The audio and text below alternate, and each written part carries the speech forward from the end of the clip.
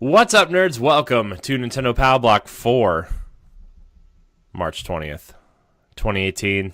I'm one of your hosts, Corey Derrick, and alongside me, as always, that retro code, Edward Varnell. Nindies. Ah, yes. By the time you're hearing this, you will probably be listening to this after the Nindies Direct, Nindies Showcase, I should say. But don't worry. Ed and I will be doing a mini block tomorrow on youtube.com/NGRradio that you can watch, and we will cover it tomorrow.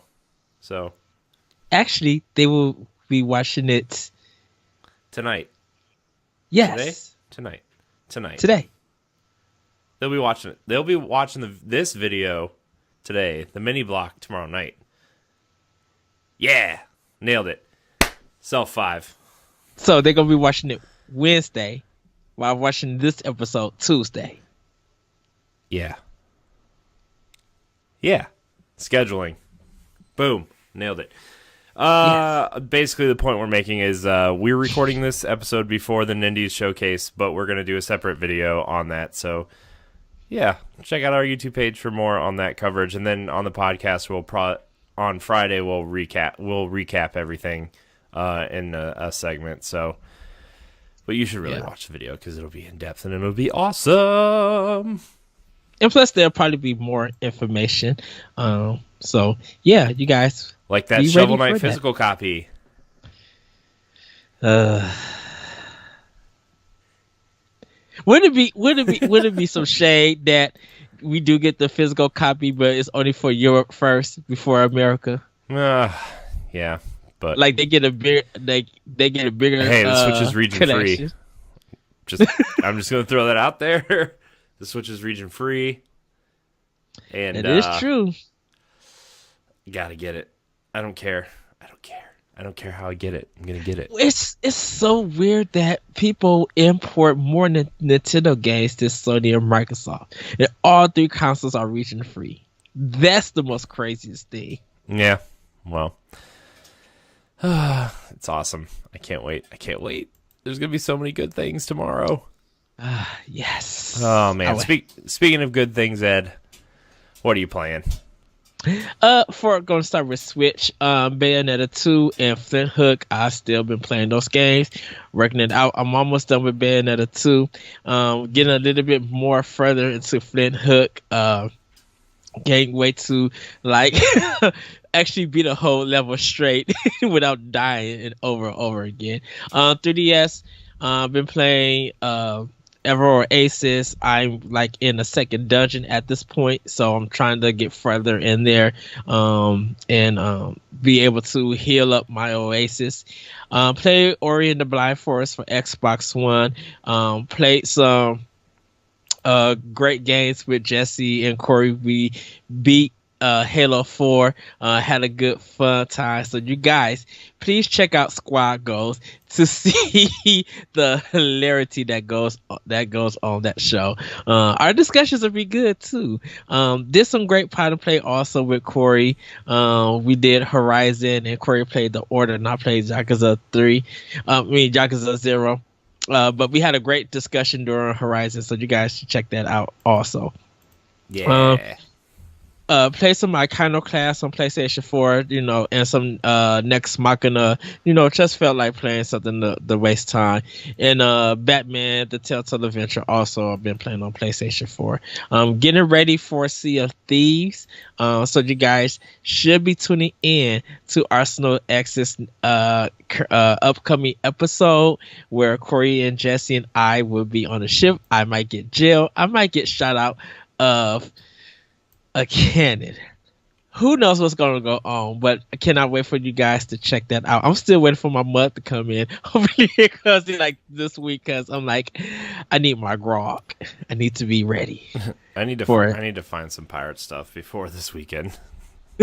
I do. I'm probably going to go to Hot Topic or Spencer's at the mall and find something. Find a cheap shirt. Yeah. Or Target might have something too. But yeah, we shall see. But that's kind of what I've been playing. Yeah, just doing some backlogs of my old Xbox, well, my Xbox One and my PS4, trying to like really catch up while getting ready for the new game. I did pick up Kirby Star Allies, just haven't started yet because of me playing other games at this moment. So, but that's what I've been playing. You know what? That's fair. That's a lot. That's a lot. Like Ed said, I'm not gonna go over what we played together since Ed just said that, but I played the big topic for me this week is I played some GameCube games, which you can Yes. see recorded on youtube.com/NGR Radio on Thursday. Uh, throwing up just a random retro let's play. Uh, Played some Mario Kart Double Dash. I played some Yes. Rogue Squadron 2. I played some Luigi's Mansion. And on that Luigi's Mansion disc is a Pikmin video demo thing, which is on there as well. I just watched it while just watched it. It was like a watch along. It was great. It was great. Nice. And then I ended the let's play with some Metroid Prime. So it was good. I think I'm gonna get into some GameCube games. Just record and play some GameCube retro games. Gosh, GameCube's so fun. Like, oh man, but getting into controls and stuff though, like a lot of those games, you could definitely tell it was a generation where they were still trying to figure out the best way for things to control. It's an interesting generation, but fun nonetheless. I think Double Dash is still fun. It feels a little slippery though. Like it doesn't feel as tight as Mario Kart 8, but it was all right. It was still fun. And I think I just Yeah. needed to get used to the controls of this game as opposed to the other game. But it was fun. It was a good time. So that's pretty much outside of what Ed talked about already. That's pretty much what I've been playing. Yeah, dude, Luigi's Mansion. I think that's going to be the first game. I'm going to play through the whole game. Yes. So Do it. Do yeah, it. I have to figure out some time because Larry and I are going to do a. We're kind of every show has their kind of like spin-off YouTube show, right? Mm-hmm. And so Larry and I have been brainstorming back and forth on what to do for World 1's YouTube show, right? And we're going to do kind of like a book club type show. And it's going to be called Minus World. You'll probably see some sort of trailer for it on Wednesday. I'm still trying to figure out when that's going to go up. I think we're going to put it up on Wednesdays. And then 20 questions, I think, is going to be moved to Saturdays with Pod and Play.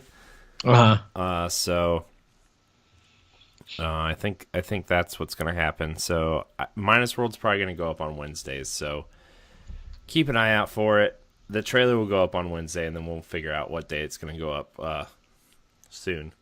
Which, Ed, by the way, Thursday when after we record Power Block, are you up to doing some expansion packs? Because we're running low. We'll talk about it later. Yeah, because yeah, we'll talk about it later. Okay. So yeah, I'm kind of excited for this, except that I have to figure out how to record Portal at some point. So I downloaded it on my Xbox One because they're backwards compatible, so it's not going to be an issue. But finding time is really the issue. So that's gonna be the first book club. So basically, like, you'll see the trailer and we'll have everything laid out for you. But basically, we're gonna do kind of what Game Informer does for their book club and like play up to a certain point, and then as we're talking about it, the gameplay will be playing behind me and Larry. So yeah, and it's gonna be good for me because I've never played Portal. Like, I've played it, but I never finished it. I've really only played about a half hour of it. So Okay. it should be fun. It should be a good time. So if you want to, Yeah. if you want to check out the Minus World Book Club, you should play some Portal. Yeah. And that I'm pretty sure that first episode will go up next week at some point. So yeah. But anyways, now that all the housekeeping's kind of done, Yes. we're going to get into some of this news bits. And Ed, we didn't record on Friday, and boy, is there a lot to get through. Isn't there a lot?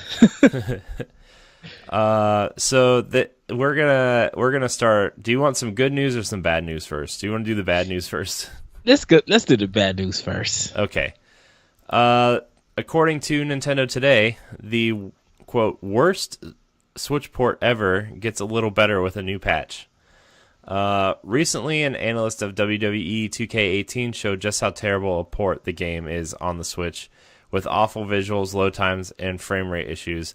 Now, 2K Sports have released a patch for the game, and while there are no patch notes, players are reporting the load times have improved. Unfortunately, the frame rate remains a big problem according to players. 2K Sports hasn't released any official statements about the game's performance on the Switch, despite the tech analysis concluding that it's probably the worst Switch port to date.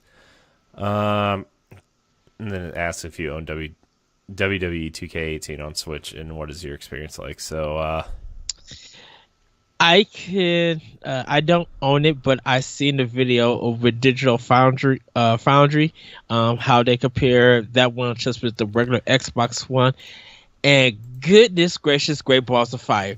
What the heck did they do to that game?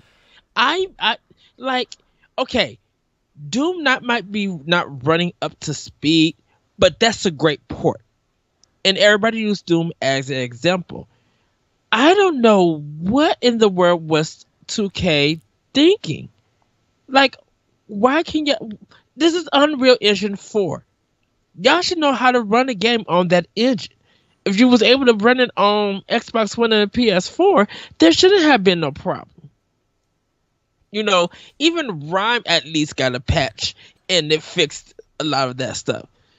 But I'm like, why is this game still looking janky? And I think because it's, sorry to say this 2K, but WWE 2K18 wasn't good on any systems. I mean, isn't that the general consensus, though? That game hasn't really been good since THQ died? When they did, well, I think, like 13 or 14, it was good. But when they started doing 15, it started going downhill. Yeah. And so... which is about the time 2K took over and THQ got rid of it. Right. So I really don't know what 2K is going to do about this, and I don't think it's to me personally, I don't think it's Nintendo fault or their hardware. It's whoever developed they went with to port this game. I don't know why it's even being ported. 2K should have worked on this game in-house. Yeah, it's weird just like because they did like the other two. It's weird because the other sports games, I mean, like NBA 2K18 runs great on Switch. Like it's awesome on Switch. Right. And I know it's not the same company, but FIFA 18, we've talked about it a ton on this show. Like it looks great, runs great. Like I don't know if it's just because like that it's a different team or what happened, different porting team or what, but like, man, it's... And didn't that game get delayed on Switch? Switch? It got delayed by like 2 months, and then it was quietly released. They didn't even make a big deal out of it. Like, it was just out one day, and everybody's like, oh, I guess 2K18's out today. Cool. We already know it sucks, so... And yeah, I think 2K, I don't know, they have got to find a developer who can do it better, or they got to go in house. I mean, this is Unreal Engine 4. You guys been using this engine for a good while, so there's no way that it should be that hard to port that game, or even downgrade it a little bit in its graphics. It shouldn't be no hard part for me. 30 frames per second. It should be locked on there. Yeah. That should be locked on that. If Doom could lock 30 frames per second, and hopefully Wolfenstein could do the same thing, there should be no problem that they should be able to do that on Switch. Mm-hmm. When 2K19 come out and they decide to put it on Switch, that game needs to be locked at 30 frames per second. Yeah, I mean, I think they just need to, uh, like really just reverse the whole. They need to take a year off from the wrestling game and just rework it. You know, it's just like, and I'm not just talking about the Switch version. I'm talking about all versions in general. They Hmm. just need to like look. People think this game is bad. Like we need to figure out what to do with this game, and you know, they need to fix it. And I don't know. Maybe they will. Maybe they won't. Maybe they just make too much money from people who just don't pay attention to video games, and this is like one of the 3 games they buy every year. Once again, when an indie game is running better than a AAA game, that's a problem. It's just, I don't know. But all right, let's get on to our next set of bad news. Well, it's not really bad news, but we have our first Nintendo Labo knockoff. Hooray! This comes from Nintendo Life with a catchy name of Arcade Bracket. The article says Nintendo was kind of asking for it, really. When you make a product out of cardboard, it's insultingly easy for unscrupulous companies to jump on the bandwagon and copy the idea. After all, cardboard is pretty easy to mass produce. Say hello to Arcade Bracket, which is basically a cardboard stand for the Switch that masquerades as part of the Labo range. The packaging is similar, the logo is similar, the design is similar, and the store page here, there's a link, lists it as Nintendo Switch Labo. Heck, they've even used the same music for the accompanying promotional video, which is below. Outside of being made out of cardboard and ripping Nintendo's branding, the scope of the product is painfully limited. You basically just make a stand that the Switch sits in, and the Joy-Cons plug into the sides to imitate a arcade stick. There's nothing to show that replicates. There's nothing on show which replicates the incredible potential of the Toy-Con. It really is just a lazy ripoff riding the wave of the Labo hype. So, there's images and stuff. It looks like somebody just took a Big Mac box and cut a hole out of it. Pretty much. Uh, And after, even after Nintendo Labo was shown, even before this story, like Leapfrog and other companies were trying to work on a product to get that's going to deal with cardboard. Trying to, that's the thing about Nintendo. Everybody wants to copy them. mm-hmm. They want to copy them or be better. And it doesn't make sense. Why can't people just stop trying to copy Nintendo? You can't do it as good as they can. Even with some of their games, you can't get that same feeling and expectation that Nintendo games produce. It's weird. And then when stuff looks cheap or stuff breaks, it's like you should have known better. If you pay for what you're going to get. If you wanted something low budget, you're going to get low budget quality. Yeah. Fair. Okay, so we're gonna get to this next piece of bad news, man. There's just so much bad news. None of it's Nintendo. It's all like the third party stuff. By the way, I'm looking at this arcade bracket thing. It just looks awful. Like it seriously looks like they went dumpster diving at McDonald's and just grabbed some cardboard. Anyways, this next story, third-party Nintendo Switch docks could be bricking consoles. If you are using a third-party dock with your Switch, then you might want to revert back to the official option for the foreseeable future, as we're seeing numerous reports that says docks are, quote, bricking consoles after the recent 5.0 system update. A wide range of dock options are available on the market, many of which are smaller and more portable than the one that you get with the Switch itself. Unsurprisingly, many Switch owners have been picking up these either to use as a second dock elsewhere in the house or as a portable option when they go to visit friends or relatives. Then there's a video on here that is showing what's happening with the docks. We've had people get in touch via email who had similar experience, including one of their readers. It says, there have been reports going around ever since the 5.0 5.0 OS update. Third-party Switch docks have been bricking systems, specifically the Nyko brand portable docks. Well, I can confirm this is true. This happened to me today. I have the above-mentioned Nyko dock, and while luckily it didn't brick the system, it did make the console stop recognizing being docked in any dock, even my official one. Called Ninty, walked through the steps for diagnosis, and because my launch unit was out of warranty, they had me ship it into them today for a fix for $115. Jeez. Ooh. You might want to get a PSA warning out there. Jeez. This isn't the first time Nyko's dock has been damaging Switch consoles. Last year, it was reported that the product was killing the Switch's charging port, but the company said it had addressed the problem in production. So, interesting. Everybody, stop being cheap. What I said in the last story. There's a reason. Stop being cheap. There's a reason why Nintendo sells the official dock separately. Like, yes, do we wish it was portable? Of course we do. Do we wish it was smaller and more compact and cheaper? Of course we do. But it doesn't brick your system. Like, I just got a second dock. I'm very excited that I can have a second dock, because now I have one on my recording station here, and I have one in the living room now. So, and my mom got a dock, so if I want to charge it in her room, I could just dock it right there. Yeah. Like, or guess what, everybody? How about you just take the AC cord, plug it in your Switch, and plug it into a wall, or a extension cord? Because guess what? The system is already portable. Why do you need to take a dock with you? Exactly.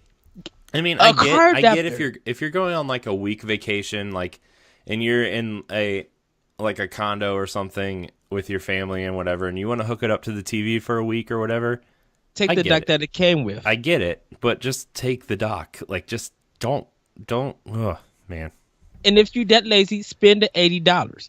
Like, if you spend $80 on stuff that's that might be meaningless. Spend the $80 for a Nintendo product. Just don't buy coffee for a week at Starbucks. Go to the grocery store and buy it and make it your own. Like, stop being cheap. When it comes to third-party items, look at the reviews. Wait to see what's going to be happening.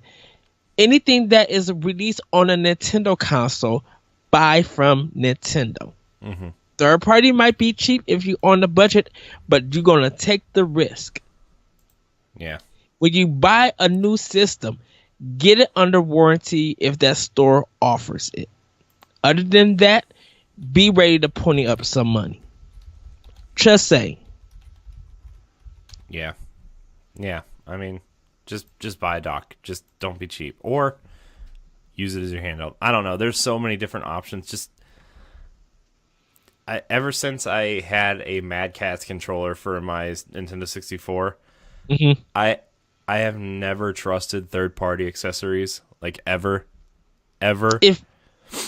If my thing does not say Nintendo and it has the official the seal on it, I'm not buying it. My stuff has to come from Nintendo, or if they're working with a party that is with Nintendo. Like, Nintendo has to approve that.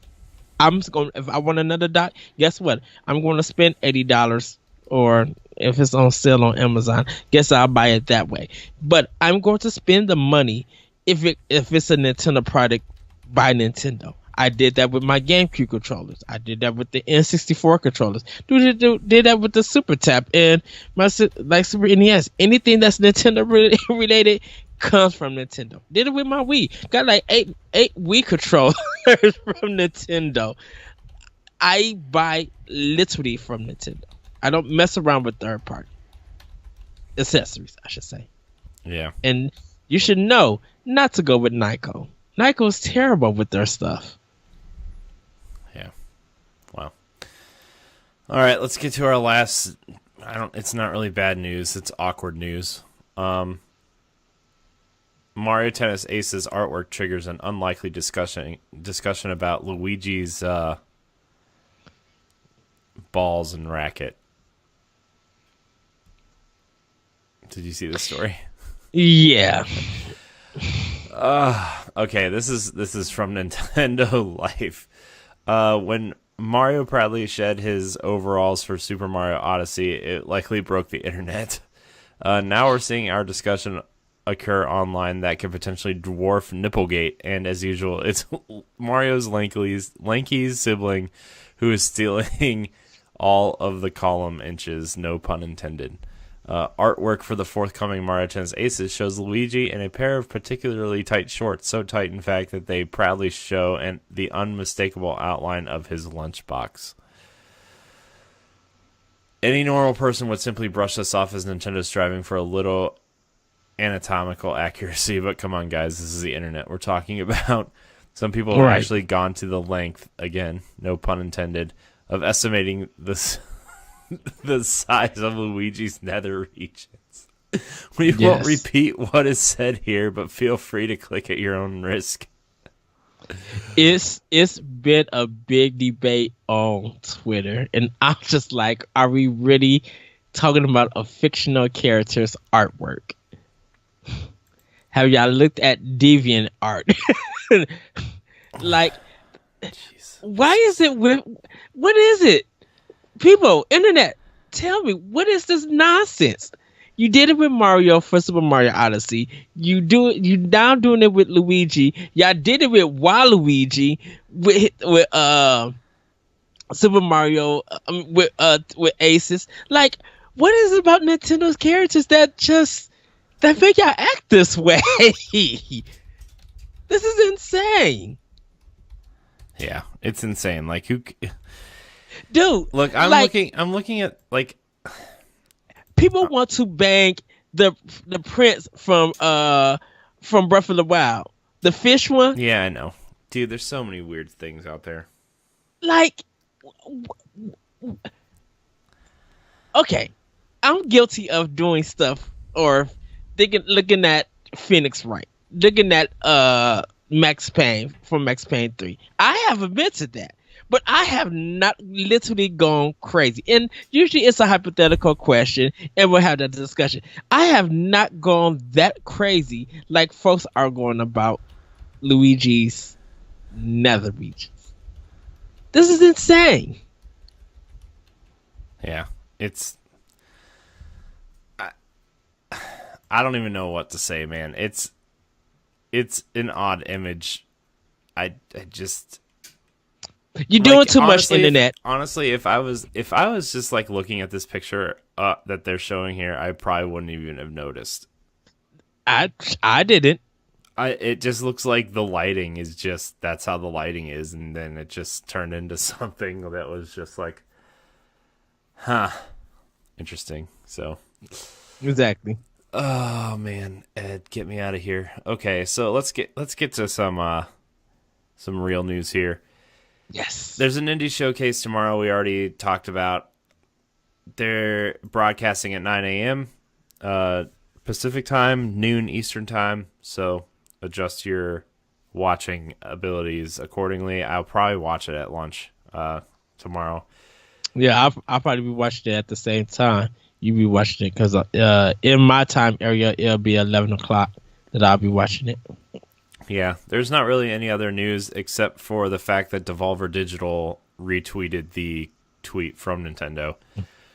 So that's which also Tiny Build, they'll be hosting an event also after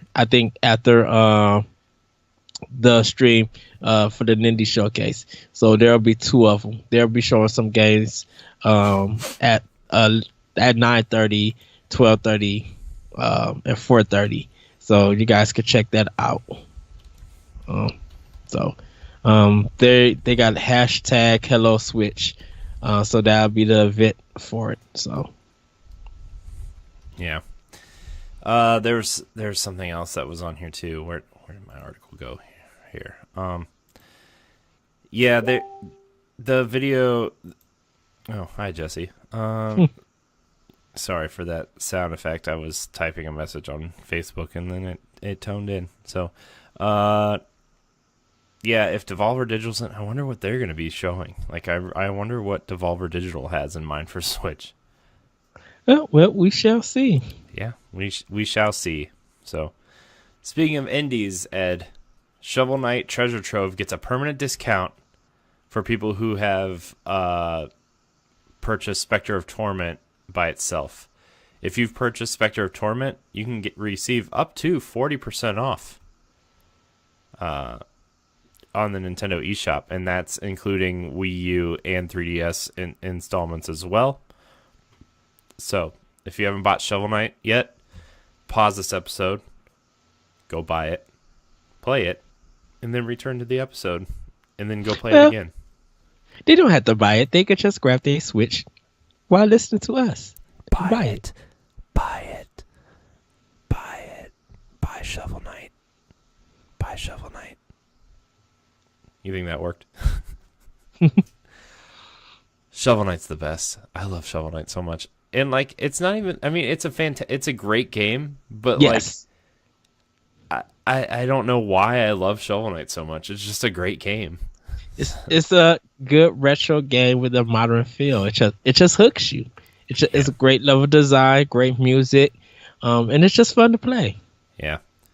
Yeah, Shovel Knight's great. I hope he's in Smash. I really hope he's in Smash, and I hope we get a physical edition like real soon. Speaking of physical editions, Ed, Sonic Mania Plus arrives on Switch this summer. So the physical edition is coming, but the existing owners don't miss out. Announced during South by Southwest Gaming Live broadcast, one of the most requested physical editions of last year will finally become a reality in summer 2018. Sonic Mania Plus will be coming to Nintendo Switch as well as PS4, Xbox One, and PC this summer. 2 new playable characters join the existing crew, Mighty and Ray.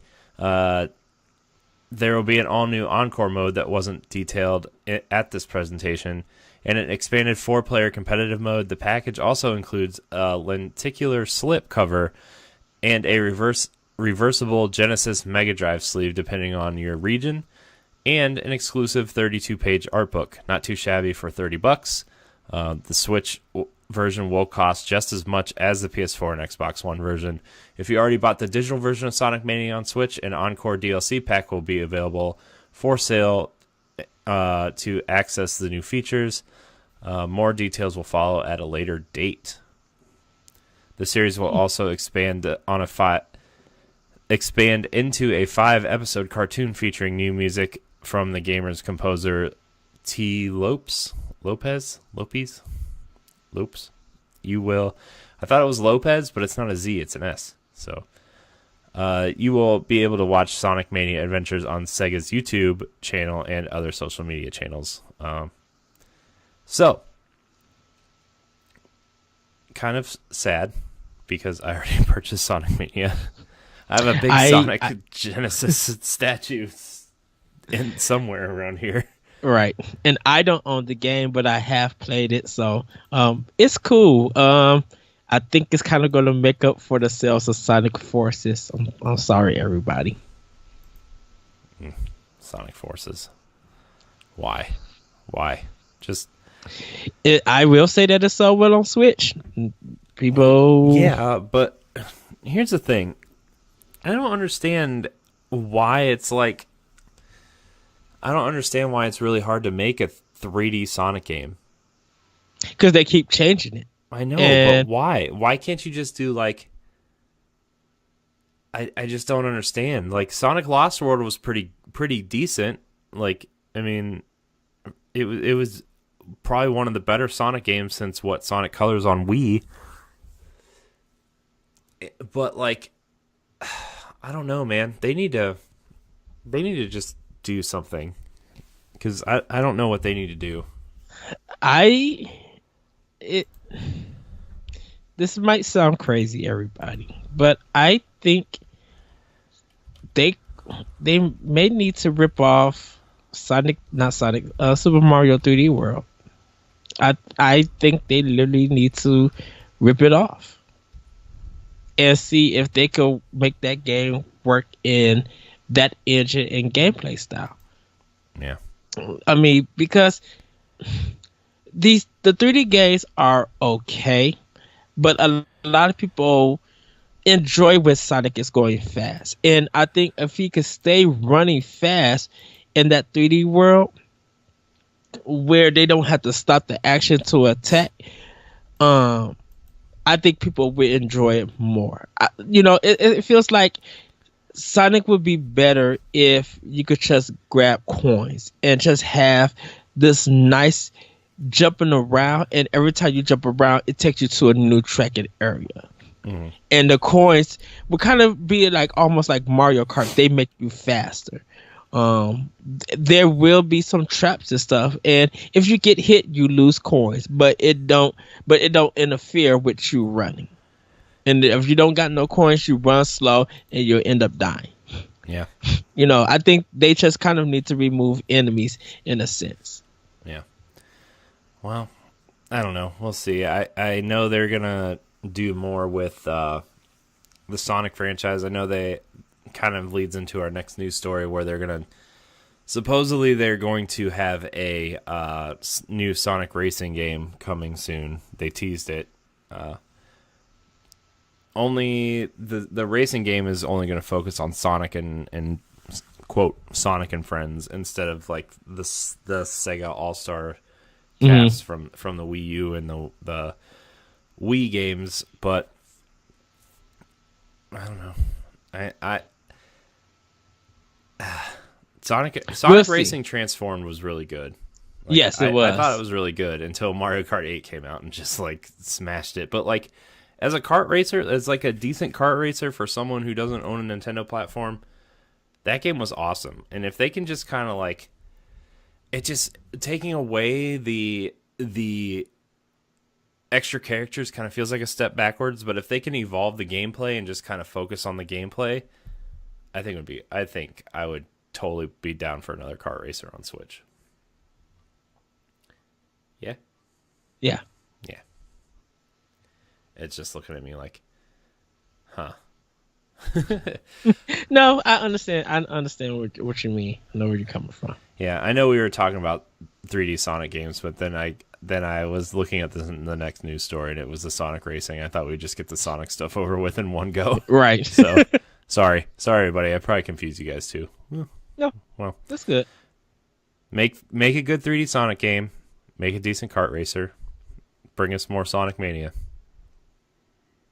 Yeah, that sounds good. Yes. Our next story, Lego The Incredibles is under construction for Switch. The first time a Pixar movie has been adapted for a Lego game, based on the Incredibles, Pixar's Incredibles 2 is coming to Switch, as well as Xbox One, PS4, and PC. The confirmation comes from in-store promotional material for the actual Incredibles Lego toy sets. The photo above was taken by a staffer at Walmart. So, obviously, probably going to have a bunch of Pixar cameos, probably a bunch of Pixar characters, I'm sure. Like, why? This thought just entered my head just now. Why don't they ever make a Lego, like, Pixar universe or, like, Lego Toy Story or something? Oh, my gosh. That would be amazing. But I like The Incredibles, so maybe when Toy Story 4 comes out, they'll just make a Lego Toy Story. Mm-hmm. Getting ahead of myself here, Ed. You let me get ahead of myself. Why are you letting me get ahead of myself? Because I really don't care about this Lego Incredibles game. I would rather have arcade style beat 'em up. Well, I'm excited because I like The Incredibles. Oh, I love The Incredibles. I don't really care for Lego games though all that much. To be cool. And that's my problem. Like I would want like a 10 level Turtles in Time style beat 'em up or something. Yeah, sorry, I'm messaging the woman who's gonna make our t-shirts, so I'm trying to. Yeah, t-shirts are coming. Pretty excited. Nice. So, yeah. Anyways, I agree with you. I think I would rather have some sort of I don't know if I would want like a side-scrolling beat 'em up, but I would really like a kind of like an action game with Incredibles that's not Lego. I don't know. I don't have anything against the Lego game. They're just not for me. Obviously, they're just kids games. You know, they're simple co-op games that parents can play with their kids and stuff. Yeah, but they still got some jank in them, and I'm just like, I know, but think of all the janky games we played when we were little, dude. Just it happens. I mean, there was some jank, but there wasn't. But it. Yeah. Yeah. Yep. Yep. We're just gonna say yep. So good news, Ed. Remember that game Blossom Tales that came out that was not at all like A Link to the Past at all? Didn't even hint at it at all, ever? Yeah. Well, Blossom Tales developers avoid closing thanks to the Switch sales after poor Steam showing. Yes, nice. Congrats to them. Yeah. I've played like an hour of that game, and like I really do want to go back to it. I really do want to keep playing that game. But what I want to do is play A Link to the Past first, and then play this game, and kind of like I want to have that fresh idea of A Link to the Past in my head to see exactly what exactly they took from that game, because like man, the game looks really pretty. It's got a really cool art style and everything. So let's get to this news story. The publisher behind Blossom Tales, the Link to the Past-like adventure game on Switch and PC, revealed that the Switch version sold nearly 20 times the Steam version, saving the developer from closing in the process. FDG Entertainment, the publisher behind games like Oceanhorn, Monster Boy, and Blossom Tales, on Twitter, and added, the humble indie dev at Castle Pixel can stay in business and continue making games. The game released on Steam in March of 2017 to positive reviews, but without much in the way of attention until getting ported to Switch last December. FDG didn't go into more detail. We asked Castle Pixel what the publisher meant, and this is from Game Informer. So the quote from Castle Pixel says, "We were first approached by a Nintendo rep at PAX last year where they expressed interest in porting Blossom Tales to the Switch. We are all huge Nintendo fans, obviously, so we jumped at the chance to work with them and bring Blossom Tales to their platform. After the initial release of Blossom Tales on Steam, the numbers weren't great, so FDG decided to shift the funds from our next game we had in development to a Switch port of Blossom Tales. It was a complete turnaround, like FDG tweeted. It exceeded lifetime sales on Steam by 20-1. Blossom Tales was built for Nintendo fans, and the fans ultimately saved us in the end. With the success of Blossom Tales on Switch, we're able to continue making updates and ports to other languages like Japanese. The developer wanted to express their gratitude to Nintendo players for allowing them to continue working on games. Thanks to Blossom Tales sales, Castle Pixel says they are going to work on a new project." So, yeah, I mean, Switch has become, for a lot of people, the indie machine, but it's been great business for Nintendo and for indie developers. They're not getting that much sales and recognition from Sony and Microsoft, and to hear that they sold 20 times better than Steam, and Steam is a big platform where they should have been making bank. Well, at the same time though, like Steam is it's a crowded mess, is what Steam is, and it has no curation. Yeah. And there's like, we kind of make fun of the fact that there's like 12 to 15 games coming out on Switch every week. There's like 20 to 30 games coming out every day on Steam. On Steam, yeah. And if you get buried on Steam, you're just screwed. Like, and there's hardly any recovery because there's no curation, there's no advertising. It's not like Steam goes out of the way that Xbox, PlayStation, and Nintendo do to help promote stuff. They're just like, oh yeah, here, open here, you can play it, you can put it here if you want. And it's just it's sad that like, I mean, I'm glad like that it sold well on Switch, but it's sad that they had to put their next project on hold to save their studio and port it to Switch. You know, it's just sad. Well, I think, when an indie game gets announced for Switch, just that announcement is good enough marketing for people to be excited for it. So when it hits that Thursday, the sales come in, and people are just like, "Oh, I got me a new game that I can get that can fill my system on the go and play it." Where Steam is just like, "Well, this is a game. That's it." Like, you would look more forward to any controversy of a game on Steam and the users in their comments and stuff, then you would look forward to a game coming out on Switch with, getting positive reviews or even middling reviews or mediocre reviews. There's people who are going to be hype about it, and it's just like, oh, I can't wait for this game to come, and people will buy it. It's like for a lot of people, it's like that Thursday is that Christmas day for Switch owners. Mm-hmm. So, where with Steam, people wait for the humble bundle deals or get like 65% off on that game. And it's just like you said, it gets buried. Like, there's no marketing. So it's good that they sold more, and this is another story for a company that was just like, we made money off the Switch version, and we're staying in business to make more games. So now I think stuff like that switches their priority to be like, let's make the best game that we can make, and let's make sure that we get it out on Switch, where we know that even if we don't get a chance to do enough marketing, if social media and talk around with the other people is there, we would guarantee sales.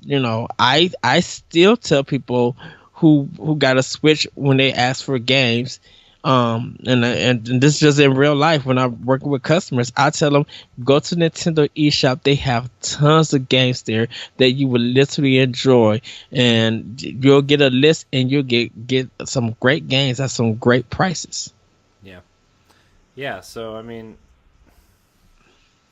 I'm glad they get. I'm glad they get to stay open. If you are a Zelda fan at all, especially for 2D Zeldas, Blossom Tales is the game built specifically for you. It literally is a Link to the Past and a Link's Awakening, and it has that feel of like, even the Oracle games. It has that kind of feel to it too. It kind of feels more like the Oracle games than I would say Link's Awakening, but yeah, it feels like those classic 2D Zelda games, and I would highly recommend going out and finding that. So, yes. Let's see here. Also coming from Game Informer, Ed, are you a fan of Shantae? Of course, yes. Are you a fan of pirates? Yes. Well, do I have great news for you? WayForward's 2014 platformer Shantae and the Pirate's Curse is set to sail to the Switch this month. Listing, and I actually think it comes out. I think it'll be out by the time this episode goes up. So it's $19.99.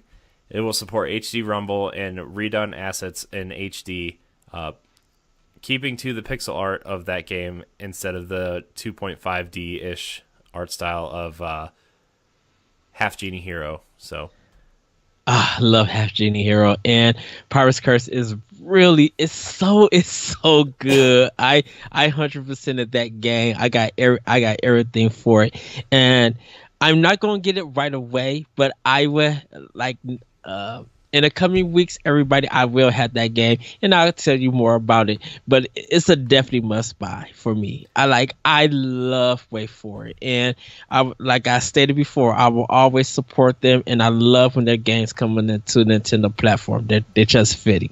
Not dissing Microsoft or Sony, but like Pirate's Curse is really good. So if you guys have not played it on the Wii U, I advise you to pick this game up. and spend some time with it. It has a Metrovania feel to it, but it's a great platformer. I think everybody will love it, and you will enjoy the comedy. And the art style is just beautiful. It just flows so well. So, this is a game that, once again, I have to play on the big screen. I can't take it and play it while I'm on the go. Maybe when I come see a certain boss man, I will definitely play it there. But this is a game that I have to put on my TV and just marvel at because it's so beautiful and fun. Yeah. So, yay! Wait for it! Yay for bringing one of my favorite Shantae games. Yep, it's I'm excited. I already have it on my wish list. So. Now wait for it. I need the boy and his blob on Switch. I need that now. I need that. That game is beautiful, and when I mean beautiful, it's they just went and redid everything in that hand drawn animation. As much as I love Cuphead and I love that 30 style, I just love that way for it went in and just made a nice flow, just made a beautiful game that don't stutter or anything. You just got to sit down and just be like, how many people worked on this game? And why can't we find games like this anymore? Yeah. Well, I mean, they did the Mummy Remastered, which was like 1,000 times better than the movie, and that game was 1,000,000 times better than it had any right to be. So. Oh, and can I do a quick plug? Everybody, if you know the podcast Retronauts, Jeremy Parrish did a talk with Wait For It. It was really good. They talked about the Mummy. Yeah, and I actually sent a shout out to Jeremy Parrish, and he replied back. He was just like, "Thank you very much." I was just like, that interview was so good. Interviewing one of my favorite companies. So I love Wait For It. Just man, the Batman game, I brought that day one when it came out for Wii, and I got a Batman T-shirt because it was a promotional thing, and I had so much fun with it. It's a quick beat 'em up, but I love that game. Yeah. Okay, well, we can all laugh now because Matt's game for 20 questions this week. If you listen to NGR Radio proper, if you haven't, you should check it out. It was a good episode. That was a good episode. Yes. Amazon Germany lists Flashback 25th Anniversary Edition for June Switch release. The publisher Microids has confirmed that Flashback is indeed coming in June. This is an update to the original story. No longer a rumor. It was originally conceptualized as a new Dreamcast game, then ported to other consoles. So there is a Dreamcast version of this game coming at some point, I guess. Jeez, who's making a Dreamcast game in 2018? This Flashback Special Edition will come with a collector's steelbook in the shape of a Super Nintendo cartridge, a collector's edition card, numbered, so each collector's edition is individually numbered, and of course a digital soundtrack, art book, and copy of the game, physical copy of the game. So cool. Flashback. I hate choosing that game. I thought it was Bionic Commando. I had it so narrowed down. And that game looked like garbage on the Super Nintendo. So yay for its remake. So I'm not getting it. I'm sorry. That game don't interest me at all. Yeah. Let's see. There was one more story I wanted to get to. Oh. Jesse was excited for this, and I don't know why. I'm going to fight Jesse. I'm going to fight him. Bad Dudes is now on the Nintendo eShop. Rephrase that. Bad Dudes versus Dragon Ninja, the arcade game, is on Switch. Yeah, that one. But this is very problematic because when I played the original version, it was only called Bad Dudes. I don't know where the Dragon Ninja part came in. It's probably sorry, it's probably some sort of like, I don't know if they couldn't get the trademark back for Bad Dudes, or if Bad Dudes is just too generic of a term to trademark in 2018, and they had to add a second thing to it.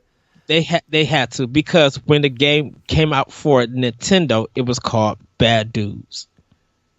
Yeah. Yes, everybody. I owned that game, and I beat it within 25 minutes. Yeah. Luckily, I only paid $2 from the rental store that was selling it. Yeah.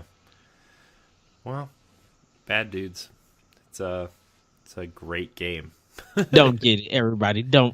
Just don't. Buy Bad Daddy Dudes. East, Make Jesse happy. Daddy East, I love you. You have better games than Bad Dudes. No, I want you guys all to buy Bad Dudes, so next week's Arsenal X episode can just be Ed and Jesse talking about Bad Dudes for 45 minutes and how bad the Switch version is and how Jesse's so excited to play it. That's what I want. Literally will be upset. Oh, you would man. see the fire, and you would just be sitting back, drinking a Monster and eating popcorn, laughing at us because we're arguing over a game. Nobody's going to see us next week, though, because it's our Sea of Thieves episode. Well, yeah, I know that. I forgot.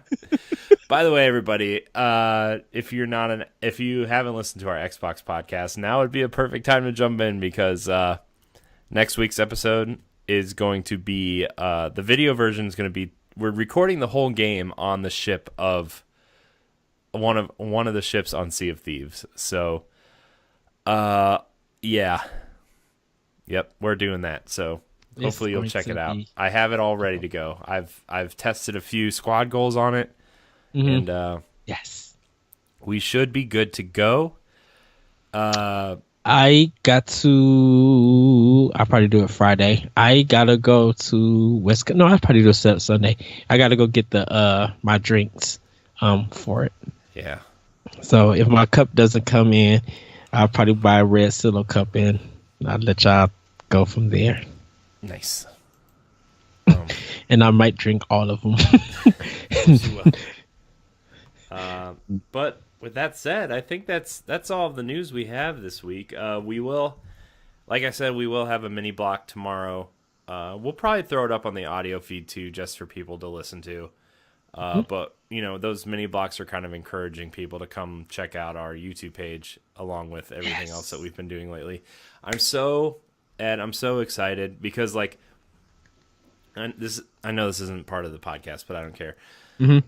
I talked to Jason, who leads our PlayStation team, and he got a game capture, so they're gonna start their version of squad goals, and they're just gonna hunt for trophies. Like, they're gonna take requests from the Facebook group and Twitter, and they're gonna hunt down trophies that people request for them to hunt down. But are they also okay? Because they said they're doing podcast and play, so they're doing a pod and play, right? Also, no, or this is just that one, the trophy. No, pod and play is our thing. Like, I talked to Jason, and they're gonna do something focused on trophies. So okay, and then they're gonna talk while they're playing, obviously, about random stuff. But like, pod and play is very specific to us, and that's like, I talked to them, and I'm like, if you want to do something similar, you can, but like, we already have a show called Pod and Play. I mean, it's us, and I'm not trying to say that and to be like mean, like rude or mean about it. It's just like that's our show, and if they want to do like a Let's Play type show, they need to come up with an idea that's like something that we're not already doing, and like trophy. Since that show's all based around trophies, that's kind of what they came up with. So I'm excited to see it, though. Yeah, I am. I'm excited to see something that I'm not doing. Right. Before we go, everybody, Blastoise is coming to Pokken DX. If you guys own that game, you can check out some gameplay on Nintendo Live. But I just want to let everybody know that Arm's producer is open to a sequel for the future, and he would like to reveal some unknown stories. I think he was at Evo when they did an Arms one. But yeah, he wants to do. He's thinking about doing a sequel, or he's open to it. And I would love to see him do a sequel. It's kind of fast, and I know they're not doing any more updates for it, but. I think Arms did well enough that it deserves a sequel. So hopefully, maybe 2019, 2020, we'll see it, and that could be maybe one of the leading games for Switch. So you guys could check that story out on Nintendo Live. I just thought that was cool that he was open up to a sequel. So it shows that there were some good sales for that game. Yeah, I mean, Arms sold really well. It's not like, Look, Nintendo's not going to invest in a game that they can't make a franchise out of, Right. So, I'm really excited. I would go nuts for an ARMS sequel, but that's just me.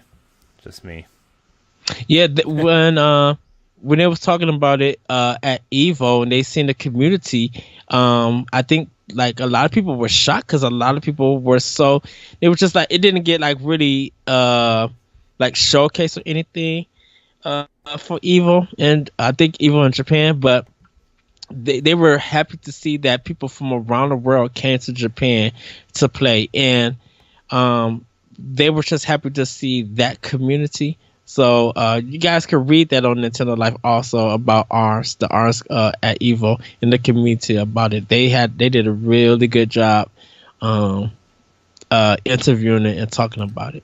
Yeah, it was a good one. So, but yeah. Ed, I think we did it. I think we completed an episode. I think this was good. Let's see, plugs. Here we go. You should subscribe to our YouTube channel, youtube.com/NGRradio. We've got a lot of good stuff coming up for you to watch on there. Not just podcasts, but expansion packs are revamped expansion pass for Arsenal X. We've got squad goals, we've got pod and play, we've got retro games, we've got our spin-off shows, B-sides, expansion pack. If you want to check out Jason and Jeff's and Moose's update on their Platinum Trophy Challenge, you should check that out. Check out World 1-1. Remember, stay tuned for Minus World, something that we've been throwing around back and forth for a while. Portal is our first game, so if you want to be caught up on that, play Portal, then check out the episode later. We are taking questions, so email us, I guess, at ngrradiopodcast@gmail.com. What's World 1-1's email? Because you could probably email there too. Yeah, world11@gmail.com. Okay, yeah. So WORLD11. You don't have to put the dash in it, at gmail.com. Okay. Yeah, I want to make sure we're getting all the questions in for that. So yeah, check out our next few episodes of Squad Goals are all three of us played through the Halo 4 campaign, which was really fun. You can check out the first episode. The second episode goes up on Monday. Jesse and I played a lot of Fortnite, which was really fun. Our Rainbow Six episode just went up yesterday as of this posting. That was really fun. Pod and play. I do apologize for the frame rate issues on the Metro episode.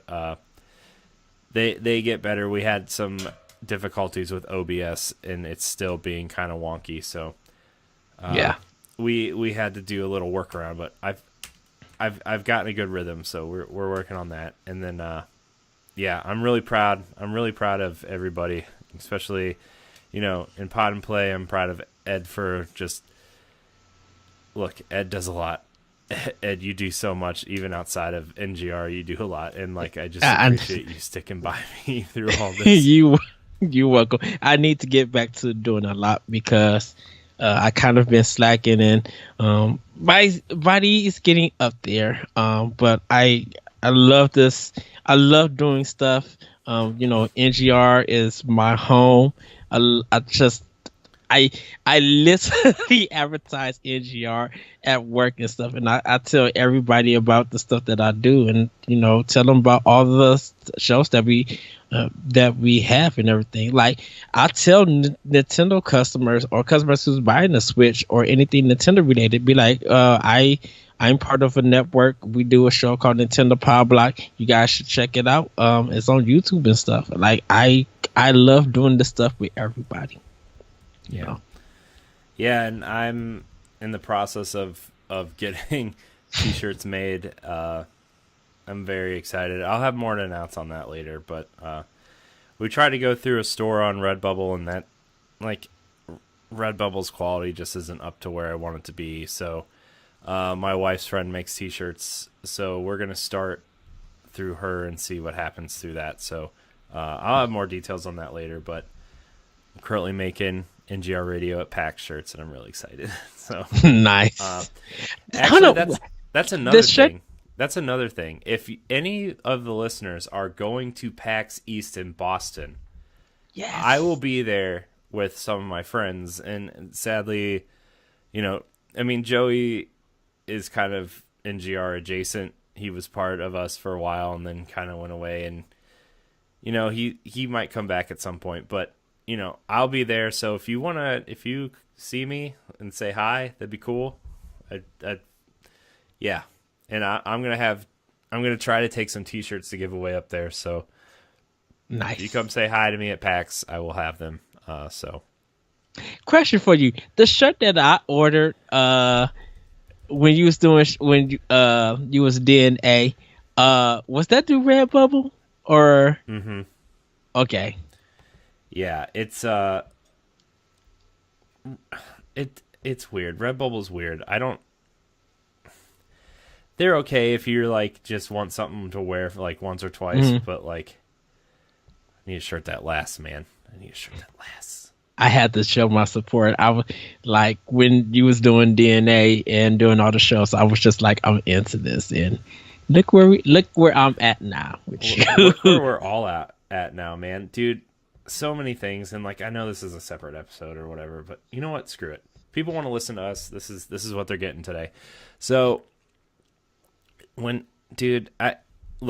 and Matt, like, honestly, the credit goes to you and Matt for like saving my passion for this stuff. Like, NGR Radio started as the community show for DNA, right? It just started as another show we wanted to do, and one by one, like, not to anybody's fault or anything, it's just like one by one everybody kind of got busy or didn't really want to do it anymore, or and like it was down to just like NGR for a long time, and then exactly, we wanted to do the Destiny show, which was really popular for a long time. It's still like, I go back and look at analytics once in a while of the old DNA shows compared to what we're doing now, and it's like, dude, the Destiny show, man, if we get the next big thing, like, I don't know. The Destiny show was probably the most popular thing we ever did. Like, we were in the 50, 60,000 downloads per episode. Yeah, Destiny was big when you guys was doing it, and you guys knew that game inside out. And so the discussions that you guys were having were very informative, and people could relate to them. Yeah. And like, it just, seeing all that go away was like, I was really kind of almost devastated when like DNA went away, and you and Matt kind of saved my passion for this, and turned Nerds Gone Rogue into its own thing, spun out, redid the website, which, by the way, I need to get to editing my writing. Like, I say that every episode, but like, I mean, look, I took the week off from NGR proper. Like, next week's episode is only going to be Matt and Moose, and they were supposed to have Andy Clue on, but I don't know if they ended up getting him on or not. Right. I wasn't part of Arsenal X this week, and so it's an audio only. You'll still see video. I'm putting gameplay from Squad Goals in there just for people to watch while they listen. So like, I'll have some Fortnite and some Halo and Rainbow Six in there for people to watch while they're listening. But I mean, you and Matt kind of saved my passion for it, and like you guys are the glue that holds everything together and kind of keeps pushing me. And with the addition of Jesse and Moose and Larry, and then when Jason and Jeff and Moose wanted to take on Nerds Gone Platinum, that was like, it was the coolest thing to be like, what, you guys want to do this on your own? And like, yeah, have at you. Yeah, it was. I will never ever be able to thank you and Matt enough, to be honest with you. Like I never will. Well, it's like for me, like you were building something, and I was super into what you guys were doing and building. And at that time, I was on another network, and if you listen to all Optional Opinions, you guys will see how much work that I put, how much work I was doing for that other network, but no one else was doing content. And when we were having meetings and stuff, everybody had all these ideas, and I just sat back and listened, because my thing was, if you're going to have ideas, you guys got to put this stuff into action. And nothing was going on, or schedules wasn't working out right, and people got moved away from it. And when I seen DNA, I literally didn't know what to do, but I was so excited to see the programs, watch what you guys were doing, learn and listen and everything, because I was just like, I'm audio. I've never like really did video anything. And then, like I said, I bought the shirt from you guys, and I was just like, I love what they're doing. And past happened, Destiny happened, if you want to look at that. And like when you brought me into the fold, I was just like, I feel rescued. I am like, I'm doing work with people who love video games and just love doing entertainment and doing this stuff. That was what I needed. And Corey, you pushed me to be better. Like you helped me push my product to be better, be more confident and stuff. Because yeah, I plug Optional Opinion like crazy, because that's my stuff. But I'm just like, you helped me be able to see that I just can't do one thing for myself. I got to do a lot for my network, or the network that I'm on. And NGR, like when it happened, you brought me into the fold and everything. I was just like, I gotta step my game up, and because marketing and plugging this stuff, I'm bad at. But I've been getting confident and spreading the word out. Just be like, yo, we got this content on this website on YouTube. You guys should check out. And I want to thank you for bringing me into the fold.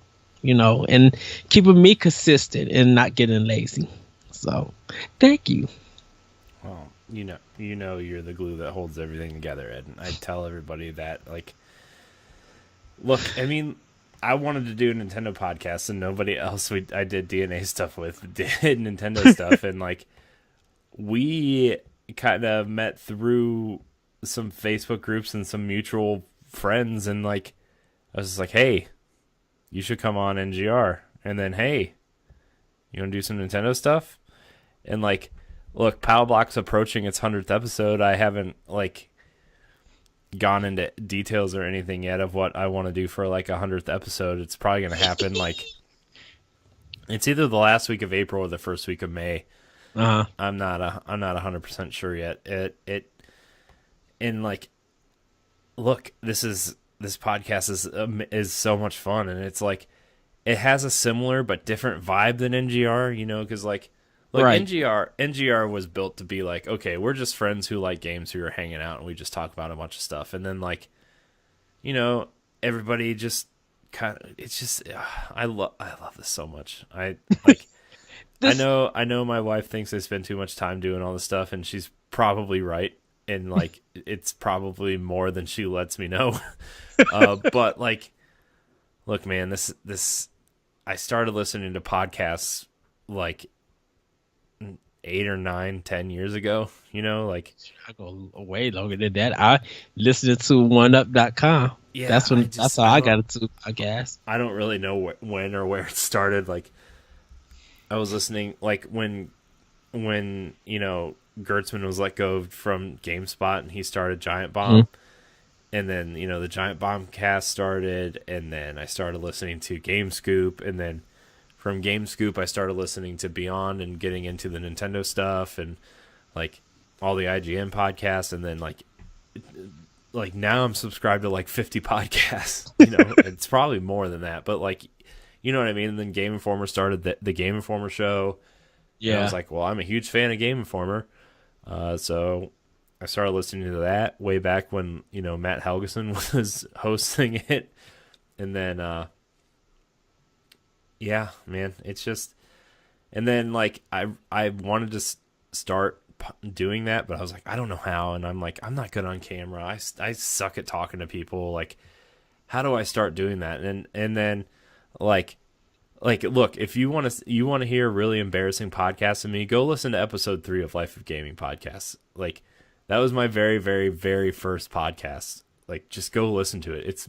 It's bad. Like, I feel so bad for Jamie and Brant, like, having to sit through that.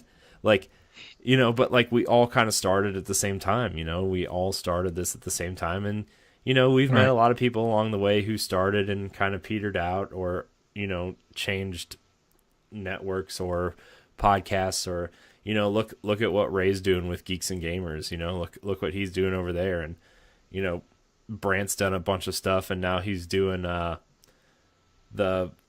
I always get the name wrong, the Family Geek Family Network or whatever, the family friendly podcast stuff.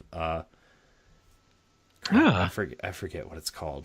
What's it called? And then like, you look at Antonio, who went from Platinum Achievements to, you know, trying to do his own thing, and then getting into Switch Talk, and now Switch Talk's super popular. Like, yes, I mean, look, we've met so many cool people along the way, and it's just like, I mean, you look at what Lee and Ray and Becky do with Extra Life stuff, and how important that stuff is to them, even though they can't get a podcast out every week because of life stuff. And it's just, and it's just so many people. And it's good that, you know, you find different podcasts and you kind of be like, oh, cool, you know, reaching out. Like, Optional Opinion, like I said, it started as a blog. It was on video or whatever, that Uverse or whatever. It went into that. I had to stop that, and then when I went audio, I was just like, what do I talk about? Like, Optional Opinion was budget. It was a mess, but over time, I had to evolve. I had to get better, and I had to get help. And it you know, the kind of, when you start out, you're going to make mistakes. You're not going to be the most professional thing. You need time to grow. You need time to evolve. And I think we've been doing this for what, maybe 4 or 5 years, just podcasting and being in this community and stuff. Like, we've been doing this for years. Mm-hmm. And so, and every day we're still growing. We're still evolving and learning and teaching others on how to do stuff, you know. And it's good that we get viewers and we get questions and stuff like that, because that's the stuff that we love to see, getting that response and getting that feedback that help us become better, you know. Yeah, I mean we started, I started this stuff in 2014, I want to say, like around Christmas of 2014, and I haven't stopped. And like, I was like, I created my own blog because I wanted to start writing. And then what really kind of pushed me into podcasting and stuff, honestly, was like when that whole IGN crew left to form Kind of Funny. I was like, wow, I can't believe, like, how do you leave a job, like what would be everybody else's dream job, right? To work for someone like IGN and like just go off and do your own thing. Like, how do you do that? And I was like, let's try it. Let's see what happens. And I know our audience is like, especially like on the YouTube front, our audience is nowhere near as big as someone like Giant Bomb or Kind of Funny or Game Informer. Like it, and maybe it will be one day, maybe it won't. Like I would like it to be. Like I would like to sit here and do game stuff all day with you, Ed. Like I seriously would like to quit my day job and do this, but we do this because we love it, and we do it because somebody likes to listen to us talk every week. Right. So, and it's us. I feel like personally for us that we're creating history for people to listen to, to go back to, and it's a new discovery. Yeah. I mean, we all are passionate about things. Yeah,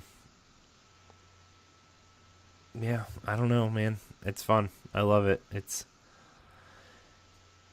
yeah, it's great. I love it so much. So, but anyways, we're gonna let everybody go. We're gonna get out of here. We're gonna do stuff. I'm gonna edit this show to make sure it goes up on time. Is what I'm gonna go do. Yeah, I got some recording to do because and everybody, today's the first day of spring. Corey, can I just go ahead and plug before you exit out? No, I was getting ready to ask you where you could. You guys can find me on Twitter at @ThatBretcherCode. You guys can check out Optional Opinion on SoundCloud, iTunes, Google Play, TuneIn, and other podcast apps. I do have a new blog up comparing originality, so you guys can read that on ngrradio.com. And if you guys want to check out the new episode of Optional Opinion, because today is the first day of spring, I love to reflect on the color of games. So I won't tell you what the game is. You just got to go and check out this episode. I'm so happy that I get to talk about this game. So you guys can go ahead and check that out. Yeah. You can find me at CoreyHD on Twitter and Instagram. You can find me on a plethora of NGR Radio content. Like, subscribe, and share to our YouTube page, youtube.com/NGR Radio. Follow us on social media, all that good stuff. Email us your questions. We want a question block episode soon, so email us at nintendopaddleblock@gmail.com. And check out ngrradio.com and Ed's writings and mine soon, hopefully, if I can come around to edit them. So thank you guys so much for watching. Thanks for listening to our little emotional 20 minutes there. And till Friday, we love you. Bye, everybody. Woo!